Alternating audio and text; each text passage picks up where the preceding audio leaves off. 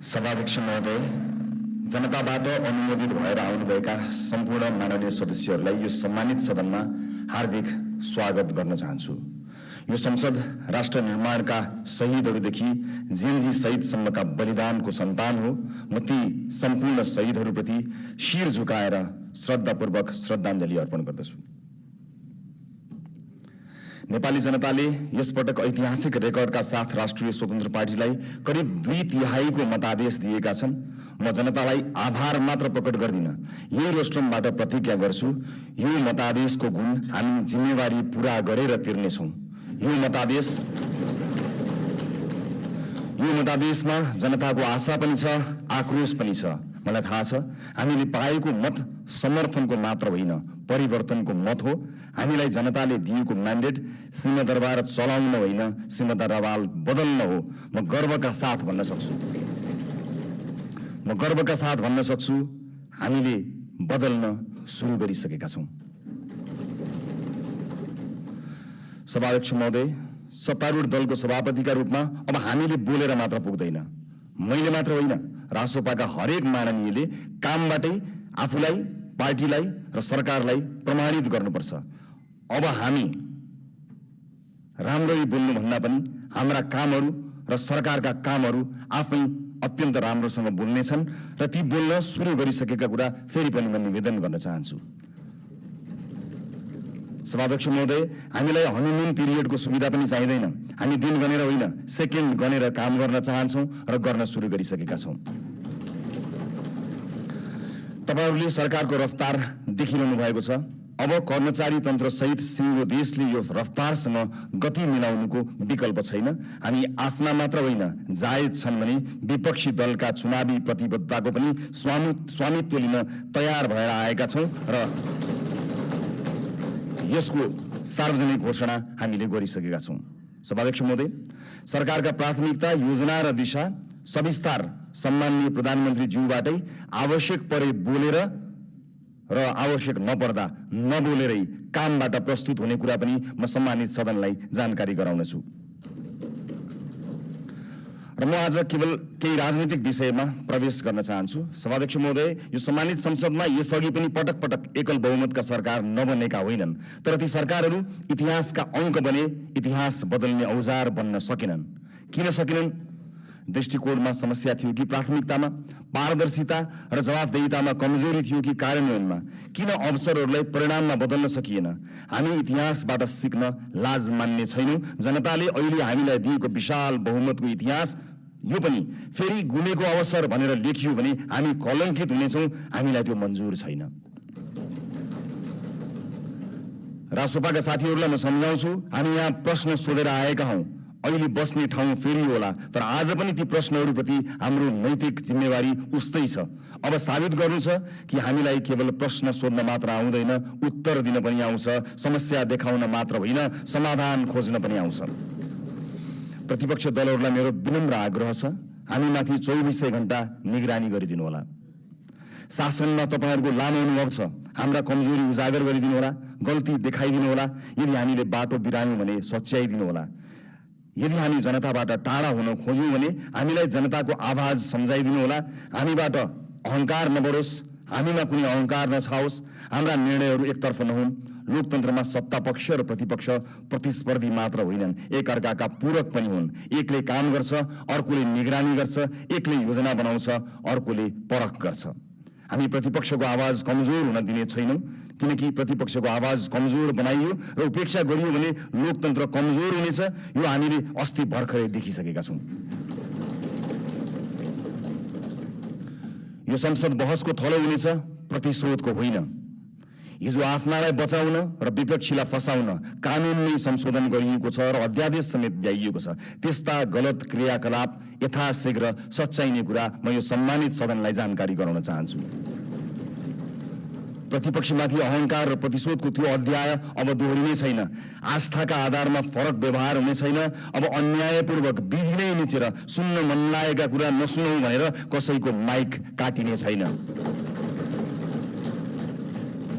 संसदीय समितिहरूमा संख्याकै बलमा प्रतिशोध र अत्याचार हुने छैन, तर सुशासनको वेग भने रोकिने छैन।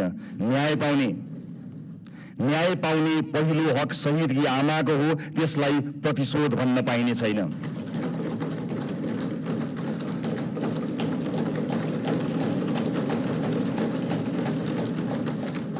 यो सरकार जेनजी विद्रोहको पनि सन्तान हो। हिजो संविधान र कानुनको आवरणमा नेता र पार्टीका सिफारिसबाट नियुक्ति लिएकाहरूले स्वैच्छिक रूपमा राजीनामा दिँदै विधिको पालना गर्नमा सहयोग गरिदिनु हुन म अपिल गर्न चाहन्छु। सरकार नयाँ नीति, कानुन, मापदण्ड र मान्यताका आधारमा स्वच्छ र प्रतिस्पर्धात्मक नियुक्ति प्रक्रिया लागू गर्न चाहन्छ। हिजो नियुक्ति लिएका सार्वजनिक सेवा र निकायका पदाधिकारीहरूले स्वेच्छाले मार्ग प्रशस्त गरिदिनुहुनेछ भन्ने अपेक्षा पनि गर्दछु। सभाध्यक्ष महोदय, छिमेकी राष्ट्र र मित्र राष्ट्रसँगका सम्बन्धलाई सडकमा लैजाने र सत्ता छाड्न परेपछि विदेशी चलखेल भन्ने गैर जिम्मेवार र सस्तो खेल अब हुने छैन। प्रतिपक्षलाई समेत साथमा लिएर हामी मित्रवत, सहकार्यपूर्ण र पारदर्शी परराष्ट्र नीति तय गर्नेछौँ। त्यो रणनीतिक र दीर्घकालीन सोचमा आधारित हुनेछ। व्यापार, लगानी, शिक्षा, पर्यटन र प्रविधि मैत्री हुनेछ। त्यसले पहिला राष्ट्रहित र त्योसँगै अन्तर्राष्ट्रिय सम्बन्धमा विश्वास र स्थायित्व सुनिश्चित गर्नेछ। स्वदेशी र विदेशी लगानीकर्तालाई यही रोस्ट्रमबाट मेरो अपिल छ, अब नेपाल लगानीका लागि पूर्ण सुरक्षित छ, किनकि राजनीतिक स्थिरता, कानुनी सुरक्षा र पारदर्शी प्रशासनको हामी ग्यारेन्टी गर्छौँ। प्राकृतिक स्रोत र युवा जनशक्तिको यो देशमा अभाव छैन। म गैर आवासीय नेपाली दाजुभाइ दिदीबहिनीहरूलाई अपिल गर्छु, नेपालमा केही गरौँ। तपाईँ नेपालको आर्थिक विकासमा जोडिनुहोस्। हामी एक पटकको नेपाली, सबैको नेपालीको बाचा पूरा गरेरै छाड्छौँ। नेपालको विकाससँग तपाईँको पुँजी, सिप, अनुशासन र आत्मविश्वासलाई जोड्न जे गर्नुपर्छ हामी त्यही गर्छौँ, जसरी पनि गर्छौँ। तपाईँहरूको लगानी सुनिश्चित बनाउनेछौँ, तपाईँहरूको सम्मान सुनिश्चित गर्नेछौँ। देशभित्र म निजी क्षेत्रलाई पूर्ण आश्वस्त पार्न चाहन्छु, बिचौलिया र माफियाहरूले बिगारेको व्यावसायिक वातावरण हामीले सुधार गर्न सुरु गरिसकेका छौँ। नीतिहरू अब बजारमा बेचिने छैनन्, निर्णयहरू कसैको दबावमा बन्ने छैनन्। व्यावसायिक क्षेत्रमा तपाईँहरूले अनुभव गरेको असुरक्षा, अनिश्चितता र दबाव सबैका लागि समाप्त हुनेछ। बिचौलिया र माफियागिरी अब रहने छैनन्। समान अवसर, पारदर्शिता, निष्पक्षता र व्यावसायिक स्वतन्त्रताको जिम्मा हामी लिन्छौँ, सरकारले लिन्छ। म एउटा प्रसङ्ग यहाँ प्रस्तुत गर्न चाहन्छु। सभामुख महोदय, मेरा मित्र माननीय खगेन्द्र सुनार निर्वाचित भएर यहाँ आउनुभएको छ। चुनावी दौडका सिलसिलामा उहाँका विषयमा विवाद आउँदा थाहा छैन उहाँले गल्ती गर्नुभयो गर्नु भएन, तर उहाँले माफी माग्नुभयो। यति छिटै माफी माग्नुभयो। भन्नुभयो मबाट त्यस्तो गल्ती भयो जस्तो मलाई लाग्दैन, तर गल्ती भएको रहेछ भनेर माफी माग्नुभयो। म आज सिङ्गो सदनबाट सिङ्गो देशलाई भन्न चाहन्छु, गल्ती गरेको हो कि होइन भन्दा अन्यल हुँदा खगेन्द्र सुनारले माफी मागे। खगेन्द्र सुनारहरूमाथि युगौं युगसम्म गरिएको अन्यायको लागि हामीले माफी माग्यौँ।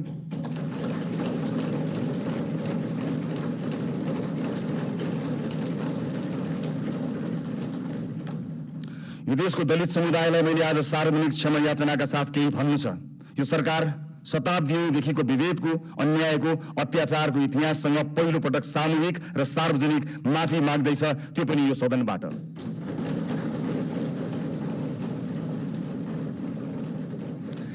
आजसम्मको विभेद सामाजिक गल्ती थिएन, सङ्गठित अपराध थियो। यो देश किन बनेन थाहा छ? किनकि जसका हातमा सिप थियो तिनलाई हामीले अछुत मान्यौँ। अब कुनै पनि नेपाली जातका नाममा झुक्नु पर्ने छैन। म सिङ्गो पार्टी, सम्माननीय प्रधानमन्त्रीज्यू, सरकारको तर्फबाट पनि माफी माग्छौँ र यो माफीको मूल्य अब न्यायले गर्नेछ भन्ने कुरा पनि सुनिश्चित गर्न चाहन्छु। यो रोस्ट्रमबाट मैले आमा र दिदीबहिनीहरूलाई पनि केही भन्नु छ। यो देशमा तपाईँहरूले सबैभन्दा धेरै जिम्मेवारी बोकेर पनि सबैभन्दा कम अवसर पाउनुभयो। घर सम्हाल्नुभयो, परिवार बचाउनुभयो, समाज चलाउनुभयो, तर त्यसलाई काम मानिएन। महिलालाई अवसर अब अनुग्रह होइन, अधिकार हुनेछ।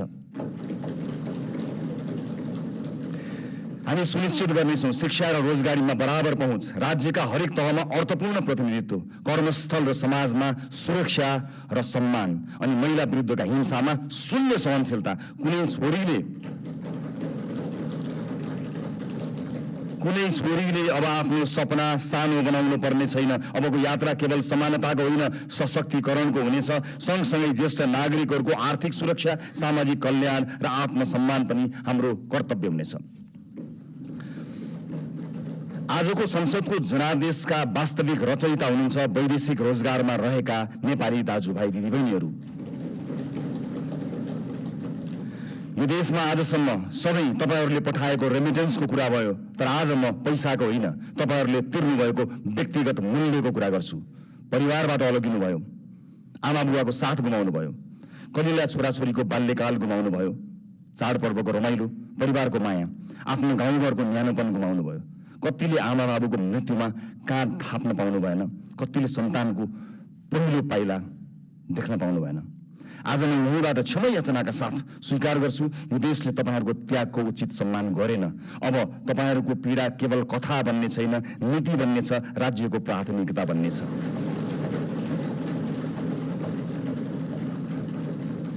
बिचौलिया र श्रम माफिया अब कारबाहीका भागीदार हुनेछन्। अबको नीति तथा कार्यक्रम र बजेट तपाईहरूको हुनेछ। खाडी क्षेत्रमा अब जाने हाम्रा राजदूतहरू बिचौलियासँगको डिनर टेबलमा होइन, श्रमिकका शिविरहरूमा भेटिनेछन्। मैले युवा साथीहरूलाई विशेष अपिल गर्नु छ, यो परिवर्तन पनि तपाईहरूको हो, यो सरकार पनि तपाईहरूको हो, यो संसद पनि तपाईहरूको सङ्घर्ष, तपाईहरूको आवाज र तपाईहरूको विश्वासको परिणाम हो यो संसद। तपाईहरूलाई दक्ष र आत्मनिर्भर बनाउन, रोजगारी र उद्यमशीलतासँग जोड्न, नवप्रवर्तन र नेतृत्वका अवसरहरू पैदा गर्न सरकार प्रतिबद्ध छ। माननीय सांसदज्यूहरू, जुनसुकै पार्टीबाट चुनिएर आए पनि हामी जनतालाई प्रतिनिधित्व गर्दछौँ। त्यसैले अब हाम्रो लक्ष्य एउटै हुनुपर्छ, देशको समृद्धि, जनताको जीवनमा सुधार र न्यायपूर्ण समाजको निर्माण। मलाई विश्वास छ यो सहकार्य, उत्तरदायित्व र परिवर्तनको प्रतीक हुनेछ। धन्यवाद।